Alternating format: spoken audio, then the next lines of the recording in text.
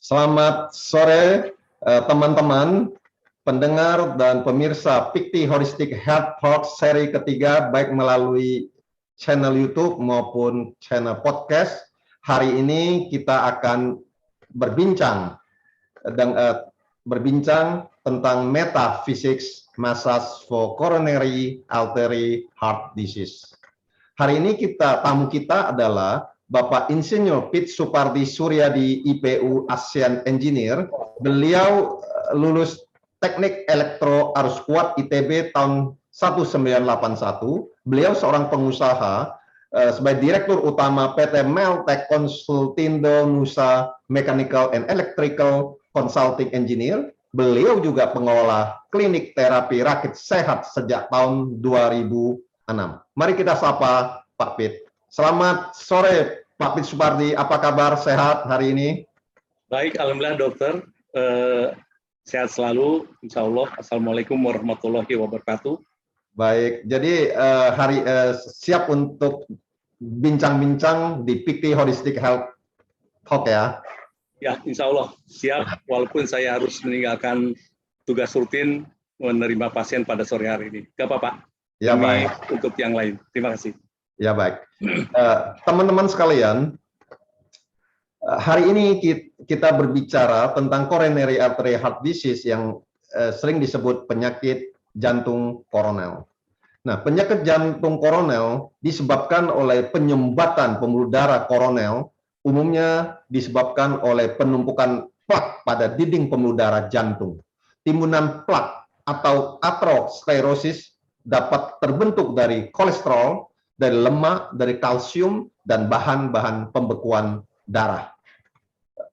Karena penyakit ini bisa menyebabkan otot jantung terganggu dan sehingga darah ke seluruh tubuh, khususnya di otak, yang mensuplai oksigen dan nutrisi terganggu, sehingga penyakit ini bisa menyebabkan kematian yang cepat apabila tidak segera ditanganin saat tepat, baik di rumah sakit ataupun di dokter spesialis penyakit jantung. Jantung koronel merupakan pembunuh nomor 1 di Indonesia, yaitu penyebab kematian tertinggi. Sehingga penyakit ini sangat berbahaya, sehingga apa yang akan kita bincang-bincang hari ini mudah-mudahan bermanfaat bagi kita semua. Faktor resiko, bagaimana seorang memiliki resiko terkena penyakit ini. Ada 2 hal, yaitu sesuatu resiko yang tidak bisa dihindari, yaitu misalnya dengan bertambahnya usia, atau jenis kelamin laki-laki biasanya lebih banyak dibandingkan wanita, dan juga ada histori dari histori keluarga yang menderita penyakit ini. Dan ada faktor risiko yang sebenarnya bisa dihindari, misalnya merokok. Nah, kita menghindari merokok, hipertensi, kemudian lifestyle, gaya hidup yang suka duduk, yang dietnya kurang baik, kemudian terlalu gemuk, ya diabetes, dan juga lemak yang berlebihan di dalam darah. Ini adalah faktor resiko, baik resiko yang bisa diatasi maupun resiko yang memang tidak bisa diatasi.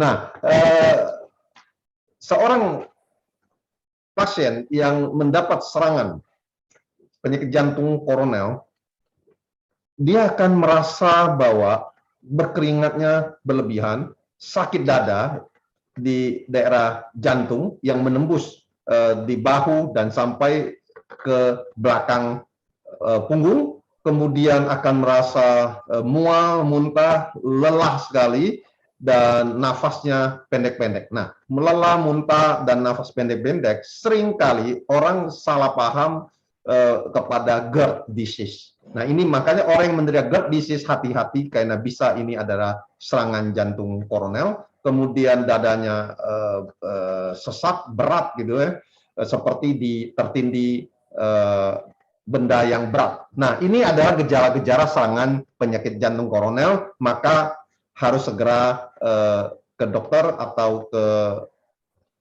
rumah sakit. Karena kalau tidak, cepat mendapat pertolongan, maka pasien bisa meninggal. Nah, bagaimana sih cara mendiagnosa dari kedokteran konvensional? Tentu melalui faktor risiko lewat anamnesa, pemeriksaan fisik, kemudian dilakukan juga elektrokardiografi, kemudian USG, bisa dilanjutkan kateter untuk memastikan, juga MRI untuk memastikan berapa banyak pembuluh darah yang tersumbat dan berapa persen sumbatan, dan bagaimana manajemen terapinya setelah mengetahui dengan diagnosa tepat. Maka biasanya ada pilihan sesuai dengan derajatnya adalah pharmacological therapy, biasanya untuk melebarkan pembuluh darah atau jantung dan juga mengurangi penggumpalan plak, yaitu biasa dengan aspirin plus clopidogrel, beta blocker, angiotensin reseptor antagonis, statin. Ini adalah farmakologi yang sering diberikan, dan kalau memang sudah sumbatannya sudah agak banyak, maka bisa dilakukan balon angioplasti ataupun stent placement atau sering disebut ring, dan kalau itu juga tidak menolong, maka terakhir bisa dilakukan operasi, yaitu coronary artery bypass surgery. Itu adalah tata laksana terapi dari kedokteran konvensional, mulai dari diagnosis, risk factor, gejala, sampai terapi. Nah, hari ini kita tentu akan mendengar dari Pak Pit bagaimana Pak Pit bisa mengatasi penyakit coronary artery heart disease yang sangat berbahaya ini. Maka saya ingin kembali ke Pak Pit. Pak, bagaimana metode pengobatan yang dilakukan oleh Pak Pit, dan dari mana Pak Pit mendapatkan metode pengobatan ini? Silakan Pak Pit. Ya, terima kasih Dok.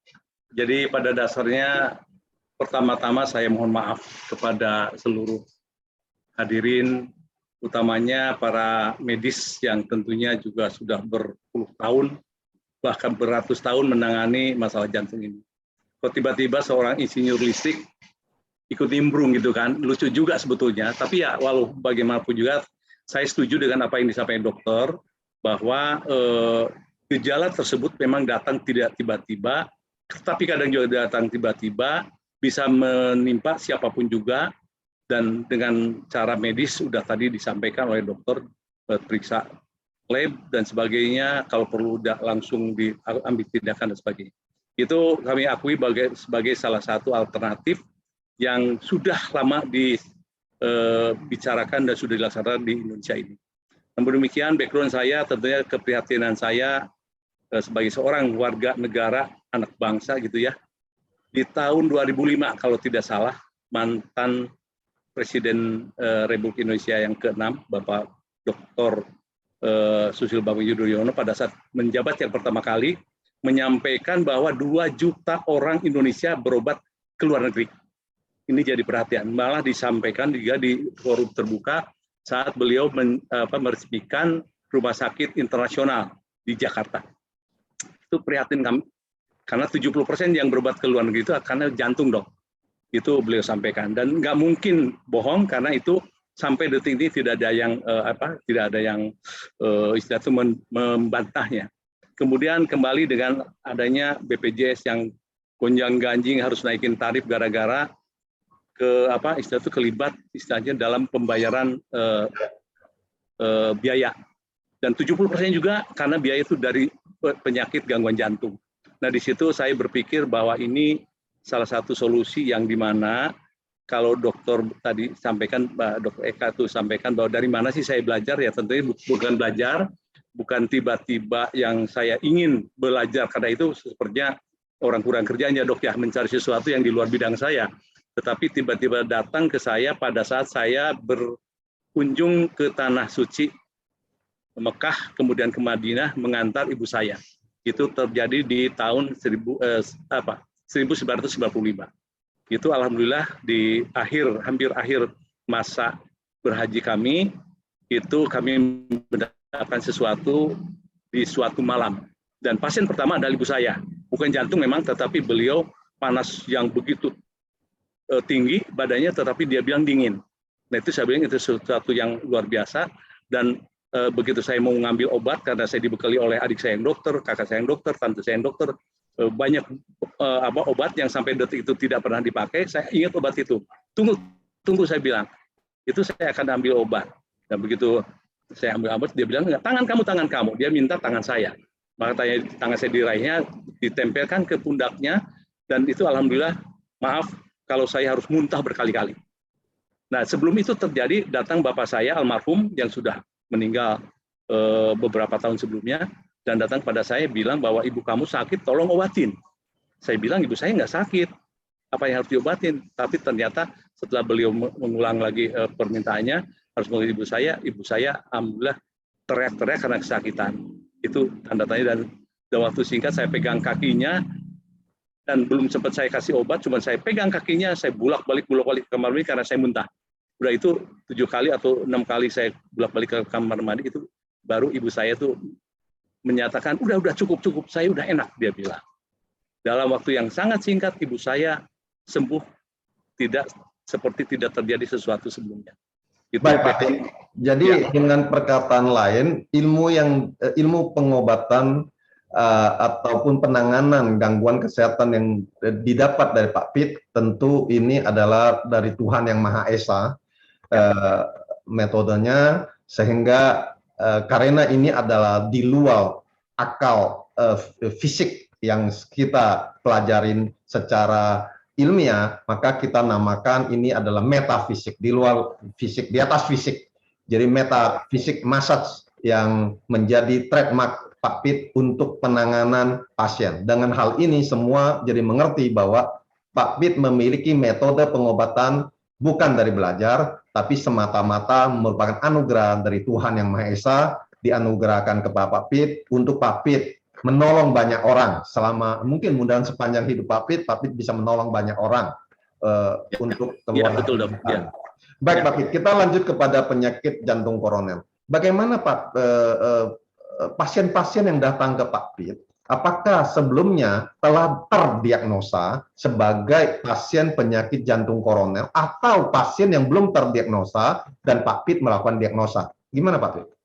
Ya, jadi yang datang ke saya memang berbagai macam karakter, berbagai macam tingkatan gangguan, termasuk yang tadi disampaikan ada karena sudah divonis oleh pihak rumah sakit, harus di-bypass lah, harus pasang ring lah, harus makan obat sumber dan sebagainya. Ada juga yang karena mendengar bahwa pamannya atau tetangganya sudah sembuh, mereka datang ingin menjaganya. Jadi bukan hanya pengobatan, tapi untuk penjagaan.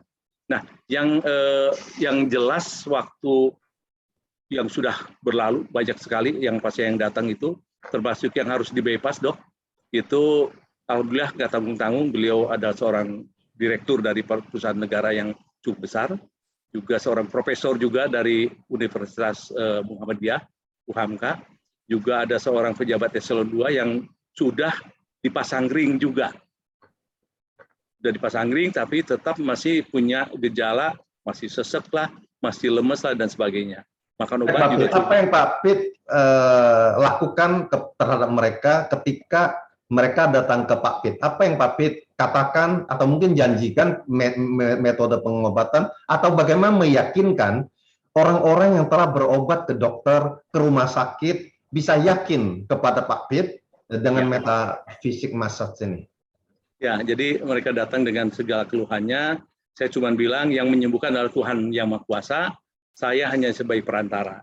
Dan lagi, kalaupun misalnya ada rasa sakit, ya memang sakit, dok.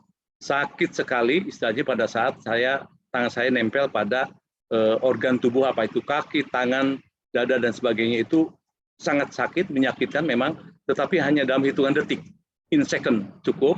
Dan itu bisa dalam waktu singkat dirasakan. Dan saya bilang bahwa tadi itu selain harus percaya dengan Tuhan, tentunya kita harus percaya dengan Tuhan yang Maha Kuasa.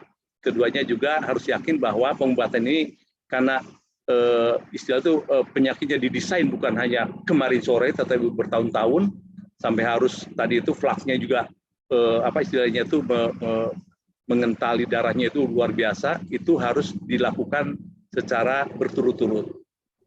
Tidak sekali jadi sih. Berapa Ya. lama Pak Pit mengobatin pasien yang sudah terdiagnosa penyakit jantung koroner dan telah disarankan untuk memasang minimal misalnya ring atau stent ya. Berapa lama Pak Pit bisa membuat pasien tersebut mungkin lebih enak dan mungkin suatu saat setelah dicek kembali di rumah sakit bahwa sudah tidak perlu lagi dilakukan tindakan atau pemasangan stent atau ring. Berapa lama? Ya, jadi secara empiris memang sulit, apalagi dengan uji klinis itu sangat sulit apa istilah itu dideteksi, didiagnose sebelum dan sudahnya, tetapi yang merasakan kan pasien itu sendiri. Nah, pada saat terjadi misalnya pertama kali saya terapi, tentunya itu yang bersangkutan sudah merasa ada perubahan yang luar biasa pertama kali. Nah, tentunya itu tidak bisa berlangsung hanya satu kali, tetapi saya janjikan kalau bisa seminggu 2 atau 3 kali supaya lebih intens lagi. Selama berapa minggu Pak Pit? Seminggu 2-3 kali, kemudian berapa minggu? Kira-kira sampai 2 minggu atau 3 minggu bisa nyaman sekali. Nah, setelah 3 minggu berarti kurang lebih 9 kali pasien sudah merasa nyaman. Nah, seperti gini, misalnya orang yang menderita penyakit jantung koroner sering merasa sakit di dada, kemudian sesak, dan juga kalau olahraga ataupun jalan cepat capek, naik tangga cepat capek, apa yang disebut Pak Pit nyaman sekali, apakah itu menjadi hilang semua, tidak sesak, bisa jalan, naik tangga, dan turun tangga, tetapi tidak merasa sesak, apa gimana Pak? Ya, salah satu bukti yang sudah nyata, ada seorang pegawai dari satu perusahaan, Indosat, saya sebut aja lah Indosat, itu yang bersangkutan jalan 10 meter harus berhenti 2-3 kali. Apalagi naik tangga, udah nggak mungkin deh. Nah, setelah saya terapi 3 kali, yang bersangkutan langsung mencoba, langsung main tenis lagi. Itu jadi bisa main tenis lagi, bukan hanya jalan, tapi main tenis. Main tenis, ya. Sampai dia bilang ini luar biasa Pak Pit, makanya walaupun sakit saya datang ke tempat Pak Pit. Jadi bisa dibuktikan bukan berbulan-bulan tapi paling cepat itu ya tadi itu. Paling cepat itu dalam 1 hari itu juga sudah bisa dirasakan perubahan yang luar biasa. Dan kemudian 3 kali itu karena prinsip saya gini, Dok, kalau boleh saya sampaikan secara diagram gitu. Pada saat darah seseorang lagi jelek 40%, saya naikin. Pada saat itu naik kira-kira sampai 80%. Terus kan pulang ke rumah 1 hari, 2 hari, 3 hari, 4 hari, sampai seminggu kan kelamaan. Nanti ini terlalu jauh. Nanti datang lagi saya naikin lagi. Nah, tapi kalau misalnya dia sering datang, sebelum dia turun jatuh bebas, naik lagi, dan terusnya, itu amplitudonya bisa cepat dicapai. Makanya minimal 9 kali itu wajib dilakoni. Ya minimal 9 kali. Ada nggak yang harus sampai 6 bulan misalnya? 6 bulan karena yang saya amati itu sekarang itu 6 bulan bukan lagi dia berasa lagi jantungnya berdebar lagi atau cepat capek dan sebagainya, sesek, itu untuk maintenance saja. Okay. Memang itu maintenance itu dalam arti kata ibaratnya apa ya, kan kalau dokter harus makan obat seumur hidup tuh mandatorinya. Kalau saya justru tidak usah makan obat, tetapi maintenance tadi itu untuk menaikkan kembali darahnya. Jadi kembali fungsi darah itu luar biasa. Itu nomor satu. Pasien dengan terdiagnosa penyakit koroner datang ke Pak Pit dan mereka biasanya dalam keadaan minum obat tiap hari harus memang. Apakah Pak Pit berani mengatakan, stop obat dengan metode saya, tanpa obat Bapak atau Ibu akan merasa nyaman dengan metode ini dan tidak akan sesak, tidak akan bermasalah, apa gimana Pak Pit? Ya, betul. Saya juga keluarga dokter, saya juga bukan tidak tahu farmasi, dan saya juga bukan anti obat, tetapi maaf gitu ya, dalam kondisi darah yang kurang bagus, darah itu, yang tadi saya bilang itu, darah itu bukan racun. Obat itu bukan racun, tapi bisa jadi racun. Kapan jadi racun? Pada saat darah kita sebagai carrier yang membawa obat-obatan tersebut kurang punya potensi. Artinya itu yang keserap itu oleh darah itu hanya 10%, 5%, atau 20%. Sisanya itu justru yang jadi residu lagi, membebani lagi entah di liver, ginjal dan sebagainya. Nah, di situ saya bukannya tidak percaya obat, tapi dalam kondisi tertentu obat itu harus segera dihentikan karena takut membebani. Ibaratnya kalau saya istilahnya ngasih madu, kenapa bukan racun obat ya? Kenapa racun masih diminum juga gitu loh? Baik, Pak Jadi Pit. Ini ya, ada satu pertanyaan yang mudah-mudahan Pak Pit berkenan menjawabnya, adalah berapa banyak pasien penyakit jantung yang datang dan apakah ada yang gagal, misalnya sampai meninggal setelah diobatin Pak Pit, karena mereka datang memang sudah penyakit jantung gitu ya, berat. Apakah ada yang sampai meninggal di tangan Pak Pit atau semua bertambah baik? Silakan Pak Pit. ya, alhamdulillah sampai saat ini tidak ada satupun pasien jantung, entah itu gejala jantung atau memang yang sudah pasang ring atau sudah bypass malah yang meninggal di tangan saya. Betul ada yang meninggal, tetapi itu karena bukan tidak percaya saya waktu itu, memang kondisi yang waktu pandemi itu tidak bisa ketemu, sehingga berobat kembali ke rumah sakit, di rumah sakit akhirnya meninggal. Itu memang saya akui, ada yang meninggal tapi bukan di tangan saya, bukan di tempat klinik saya. Tetapi di rumah sakit. Karena ini penyakit ini sebenarnya kan menjadi kematian tertinggi di Indonesia atau salah satu yang tertinggi di dunia, sehingga ini memang sangat bahaya. Oke, bagaimana sih Pak Pit metode pengobatannya? Apakah dipijit, apa ditekan, di apa, di mananya sehingga mereka bisa merasa lebih enak dan penyakitnya bisa taruhlah berkurang ataupun suatu hari bisa makin berkurang gejalanya. Ya, dari berbagai penyakit yang datang ke tempat saya, orang-orang yang meyakini bahwa tadi itu dengan terapi saya itu bisa mengurangi rasa sakit, bisa menambah imunitas tubuhnya, dan itu yang saya lakukan adalah di beberapa titik yang saya sebutkan pusat kendali saraf. Nah, untuk penyakit jantung di mana Pak Pit? Yang mandatori adalah di kelingking kaki, dok. Kelingking kaki kiri kanan. Itu mandatori harus dilakukan karena itu adalah titik di mana si darah itu dalam waktu singkat memanas, mengencer secara alami dan tidak memicu jantung, tetapi secara jantung kerjanya lebih tenang. Berapa lama Pak Pit menekan di kelingking kaki kiri dan kanan? Paling in second sih dok, paling juga 11 sampai 18 detik lah, nggak lama. Nah, tetapi pasiennya akan merasa sakit sekali. Sangat sakit. Sangat sakit. Tapi itu kan hanya 18 detik. Ada yang pingsan sih enggak, tapi mereka betul-betul kesakitan. Tapi saya hentikan itu karena sudah cukup touch-nya itu. Ya udah mereka sejak itu juga merasa. Yang pertama kali saya tanya, coba Bapak lihat matanya lebih terang nggak? Dia bilang, iya lebih terang. Kepalanya enteng nggak? Iya lebih enteng. Dadanya yang tadi sesak, kendor nggak? Iya lebih kendor. Lambung yang tadi begah, berkurang nggak? Berkurang. Itu in second. Hanya jadi 18 detik. Jadi pengobatan Bapak hanya 18, tidak sampai 1 menit. Setiap pasien datang. Setiap titik yang harus saya touch. Nah, kalau penyakit jantung ini berapa titik Pak Pit? Kira-kira kalau jantung itu 1, 2, 3, 4, 5 sampai 6. Paling banyak 7. Ya, kurang lebih 5 menit berarti. Ya, kira-kira itu.